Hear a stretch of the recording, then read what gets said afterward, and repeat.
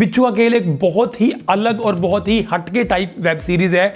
इस तरह का इमोशनल रिवेंज ड्रामा मैंने सीरियसली लाइफ में कभी नहीं देखा। कॉमेडी बहुत अच्छे लेवल की मिलने वाली है आपको इसके अंदर। सो जो गाने चूज किए गए हैं, जो बैकग्राउंड स्कोर है इस पूरी की पूरी सीरीज का, दैट इज डेडलीस्ट। और मैंने ऐसा तड़का मतलब आज तक लाइफ में कभी नहीं देखा।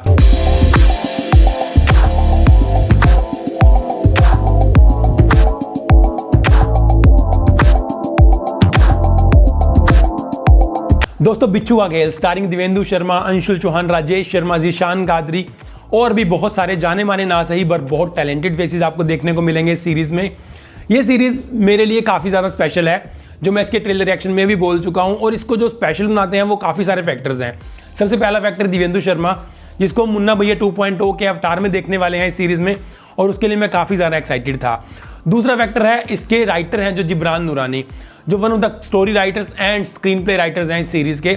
और जिब्रान नूरानी वही हैं जिन्होंने अभी 2-3 महीने पहले इरोस नाव के ऊपर हलाहल जो आई थी फिल्म, क्लास फिल्म थी वो, उसकी स्टोरी और स्क्रीन प्ले लिखा था। और तीसरा जो बहुत ही इंपॉर्टेंट फैक्टर है, that is Ashish R Shukla. अगर आपने सोनी लिव के ऊपर अनदेखी वेब सीरीज देखी है, super hit web series Undekhi, yes Rinku paaji, यही सीरीज अगर आपने देखी है, then the series is directed by Ashish R Shukla. और बिच्छू का खेल को भी डायरेक्ट किया है इन्होंने ही। सो मेरे ख्याल से भूमिका काफी हो गई। So hello friends, this is Indrajeet, welcome you to the last review. So let's start reviewing Bichhoo Ka खेल। तो सबसे पहले यहाँ पर टोटल 9 एपिसोड्स हैं और हर एपिसोड 20, 25 या 30 मिनट का है, जो ऑलरेडी 2 मिनट पहले खत्म हो जाता है। तो अगर हम टाइम वाइज देखें, ये सीरीज आपका ज़्यादा समय नहीं लेगी और बहुत ही जल्दी जल्दी से सारे एपिसोड चलते रहते हैं। सो बिच्छू का खेल स्टोरी है 2 रिलेशनशिप्स के बारे में। एक है बाप बेटे की रिलेशनशिप और एक है प्रेमी प्रेमिका की। अब बाप बेटे में और प्रेमी प्रेमिका में बेटा और प्रेमी कॉमन है, दैट इज देवेंदु शर्मा, जो कि अखिल श्रीवास्तव का कैरेक्टर प्ले कर रहे हैं। अब अखिल की अपने बाप यानी बाबू के साथ बहुत अलग सी बॉन्डिंग है, दोस्तों से भी ऊपर बॉन्डिंग है। ये दोनों आपस में एक दूसरे को गाली गलौज देकर बात करते हैं, दोनों की गर्लफ्रेंड्स के बारे में एक दूसरे को पता है, दोनों एक दूसरे के लिए प्लान करते हैं और दोनों की बॉन्डिंग बहुत ही क्लास है। बड़े दोनों फ्रॉड भी हैं, क्योंकि रातों को लोगों के घरों में घुस जाते हैं, जो अकेले घर होते हैं उनमें घुसकर फिर चिल आउट करते हैं, लोगों के पैसों पे दारू पीते हैं और ये इनका लिविंग स्टाइल है, इस तरह से जीते हैं ये लोग। बट कहानी में ट्विस्ट तब आ जाता है जब बाबू एक दिन अकेला रात को किसी घर में एंटर कर जाता है और वहां पर एक गैंगस्टर की लाश पड़ी होती है। अब नोइंगली अननोइंगली और सर्कमस्टांसेस ऐसे बन जाते हैं कि उस लाश का जो इल्ज़ाम है, कत्ल का इल्ज़ाम है, वो बाबू के सिर पर आ जाता है और बाबू को हो जाती है जेल, जो कि हम ट्रेलर में भी देख चुके हैं। अब अखिल अपने बाप को बचाने के लिए किसी भी लिमिट तक जा सकता है और कुछ भी कर सकता है। वो भी किसी तरह जेल पहुंच जाता है अपने बाप को बचाने के लिए, लेकिन बहुत सारी कोशिशें करने के बावजूद भी वो अपने बाप को बचा नहीं पाता और उसका जेल में ही मर्डर करवा दिया जाता है, क्योंकि जिस बंदे के कत्ल में ये अंदर था, मतलब ये एक बहुत बड़ा प्रोपेगेंडा था और एक बहुत बड़ी साजिश चल रही थी बाहर, जिसका शिकार हुआ बाबू। अब अखिल का सिर्फ एक ही मोटिव है कि रिवेंज लेना, जिन लोगों ने इसके बाप को मारा है, जो भी कारण बना है इसके बाप को मारने का, उन सबको खत्म करना। और अखिल ये काम शुरू कर देता है। बट बात यहाँ पर यह है कि ये स्टोरी सिर्फ 4 फैमिलीज के बारे में है, 4 या मैक्सिमम 5 फैमिलीज के बारे में है। उन्हीं के मल्टीपल मेंबर्स हैं और हर किसी के ऊपर बारी बारी से शक जाता है, लेकिन ये गुत्थी सुलझने की बजाय और उलझती चली जाती है और सवाल बदलते रहते हैं टाइम टू टाइम। क्योंकि जो स्टार्टिंग में सवाल था वो ये था कि जो गैंगस्टर था उसको किसने मारा और क्यों मारा, लेकिन जैसे ही दूसरे सवाल पर जाते हैं अगला सवाल खड़ा हो जाता है और इस तरह फिर एक के बाद एक ये सवाल चलते रहते हैं और 8th एपिसोड तक ये सवाल हमारा पीछा नहीं छोड़ते। बट जितना मैं ये बता रहा हूँ उससे काफ़ी ज़्यादा कॉम्प्लिकेटेड लेवल पे है ये सब। तो क्या ये गुत्थी सॉल्व हो पाएगी या नहीं, क्योंकि जिनसे पंगा लिया है वो बहुत बड़े लोग हैं एंड इट्स अ मैस। और दूसरा जो रिलेशन है जो अखिल और रश्मि का है, यानी कि देवेंदु और अंशुल का है, ये भी बहुत खास रिलेशन है। अब बाबू के जाने के बाद अखिल की लाइफ में रश्मि से ज़्यादा प्यारा कोई नहीं है और सेम रश्मि के साथ है कि वो अखिल से बहुत ज़्यादा प्यार करती है। लेकिन सिचुएशन कुछ ऐसी बन जाती है कि इनका प्यार भी ऑलमोस्ट अधूरा लगने लगता है कि शायद ये पूरा होगा नहीं, क्योंकि सिचुएशन कुछ ऐसी क्रिएट हो जाती है। बट हो पाता है या नहीं और बाबू के कातिल को ढूंढ पाता है या नहीं अखिल, ये सब दिखा रखा है and that's it about the story guys. बाकी सारे सवालों के जवाब आपको खुद ढूंढने होंगे। But yes, I would say बिच्छू का खेल एक बहुत ही अलग और बहुत ही हटके टाइप वेब सीरीज है।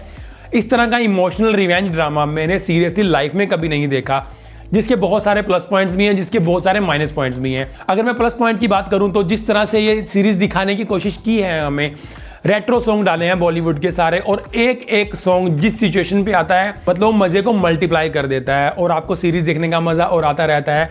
सो जो गाने चूज किए गए हैं, जो बैकग्राउंड स्कोर है इस पूरी की पूरी सीरीज का, दैट इज डेडलीस्ट। और मैंने ऐसा तड़का मतलब आज तक लाइफ में कभी नहीं देखा, जो कि बहुत ज़्यादा स्पेशल था मेरे लिए। और काफी ज्यादा लोगों के लिए होने वाला है। अगर मैं दूसरी तरफ माइनस पॉइंट की बात करूं तो सबसे बड़ा जो इसका माइनस पॉइंट है सीरीज का, दैट इज स्क्रीन प्ले। मतलब स्क्रीन प्ले काफी ज्यादा कॉम्प्लिकेटेड है, क्योंकि 5 ही फैमिलीज हैं, 4 या 5 फैमिलीज हैं, 4-5 फैमिलीज के मल्टीपल मेंबर्स हैं और उनके कैरेक्टर्स को अच्छे तरह से डेवलप नहीं किया गया और बीच बीच में नाम आते हैं। फिर आपको हालांकि बीच बीच में झलकियां दिखाई जाती हैं कि इस बंदे की बात हो रही है, इस बंदे की बात हो रही है, बट फिर भी काफ़ी हद तक ये सीरीज़ आपके डाउट्स क्लियर नहीं कर पाती। आपको ओवरऑल स्टोरी समझ आ जाएगी लेकिन आप किसी को समझा नहीं पाओगे। सो ये सबसे बड़ा ड्रॉबैक है जो स्क्रीन प्ले का है। स्क्रीन प्ले काफ़ी ज़्यादा कॉम्प्लिकेटेड लिख दिया इसका, जबकि बहुत सिंपल स्क्रीन प्ले बन सकता था यार। टोटल 15 या 10 या 15 कैरेक्टर्स हैं, उनको मैनेज करना कोई बड़ी बात नहीं थी, और जो मेन कैरेक्टर्स हैं वो सिर्फ 5 या 7 हैं, लेकिन ये सीरीज उनके अंदर भी आपको उलझा लेती है, which is a result of poor screen play. अब बात करते हैं परफॉर्मेंसेस की। दिव्येंदु शर्मा, जैसे कि मैं बता रहा था आपको कि मुन्ना भैया 2.0 के अवतार में आपको दिखने वाले हैं वो, बट ये काफ़ी अलग है क्योंकि अकेले ही बंदे हैं वो जिन्होंने पूरी की पूरी सीरीज को अपने कंधों पे उठाया है और काफ़ी अच्छी तरह से आगे चले हैं लेकर। बट यस, कहीं ना कहीं पर मिर्ज़ापुर आपको रिकॉल होती रहती है बीच बीच में, क्योंकि डायलैक्ट सेम है, एक्सप्रेशन सेम है, फिर गाली गलौच और गोलियां ये सब यहाँ पर भी है। बट फिर भी दिव्येंदु शर्मा ने जो काम किया है इसके अंदर, एक प्रेमी का और एक बेटे का और मोर ओवर एक राइटर का जो कैरेक्टर उन्होंने प्ले किया है वो सीरियसली काफ़ी अच्छा है। मज़ा आ जाता है उनको देखने और सुनने में। अंशुल चौहान, जिन्होंने रश्मि का कैरेक्टर प्ले किया है द फीमेल लीड, और काफ़ी अच्छा काम है उसका भी जब भी वो स्क्रीन पर आती है, और डायलॉग्स जो उनको दिए गए हैं और कैरेक्टर जो उस बंदी का लिखा गया है, बहुत डेडली कैरेक्टर है और बहुत सॉलिड कैरेक्टर है। सो उस बंदी से आपको प्यार होने वाला है। बहुत अच्छा काम किया है अंशुल ने।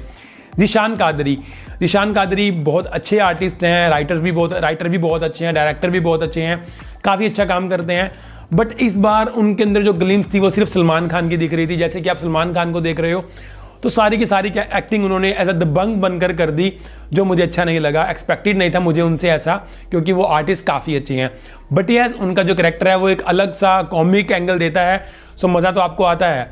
बट फिर भी उनकी एक्टिंग के अंदर मुझे सलमान खान काफ़ी ज़्यादा दिख रहे थे, स्पेशली उनके एक्सप्रेशंस के अंदर। सो इन सब के अलावा जो सपोर्टिंग कास्ट है, जिसमें राजेश शर्मा भी हैं, बाबू का कैरेक्टर जिन्होंने प्ले किया है जो अखिल के पिताजी हैं, इन सब के अलावा भी और बहुत सारे टैलेंटेड परफॉर्मेंसेज हैं सीरीज़ के अंदर, सो जो आपको बहुत मजा देने वाली है। डायरेक्शन की बात करूं तो आशीष शुक्ला की डायरेक्शन बहुत बढ़िया है दोस्तों, मतलब अनदेखी वाला लेवल है यहाँ पर भी।